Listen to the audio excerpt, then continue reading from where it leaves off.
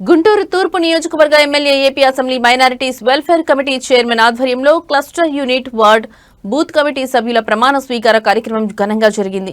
నియోజకవర్గ పార్టీ కార్యాలయంలో నిర్వహించిన ఈ కార్యక్రమానికి ముఖ్య అతిథులుగా Swachhandhra corporation limited chairman Kommareddy Pattabhiram హాజరయ్యారు. ఈ సందర్భంగా నూతనంగా ఎన్నికైన సభ్యులతో ప్రమాణ స్వీకారం చేయించారు. అనంతరం వైసీపీ నేత అంబటి రాంబాబుపై విమర్శలు చేశారు. మదమెక్కిన ఆంబోతుల అంబటి రాంబాబు రంకెలు వేస్తున్నారని ఎద్దేవా చేశారు. అయితే అలాంటి ఆంబోతుల కొమ్ములు విరచడం తమకు తెలుసన్నారు. చేసిన పాపాలు ఒక్కొక్కటిగా బయటపడుతున్నా సిగ్గు లేకుండా రోడ్లెక్కి రంకెలేస్తావా అని మండిపడ్డారు. మెడికల్ కాలేజీల విషయంలో అంబటి రాంబాబు పచ్చి అబద్దాలు మాట్లాడుతున్నారని ఆగ్రహం వ్యక్తం చేశారు. భూస్థాపితం అయిపోయినటువంటి పార్టీ మళ్ళీ ఏదో ఒక రకంగా ప్రజల్ని మాయ చేయడం కోసం, మభ్యపెట్టడం కోసం, మోసం చేయడం కోసం రోడ్లపైకి వస్తూ ఉన్నారు.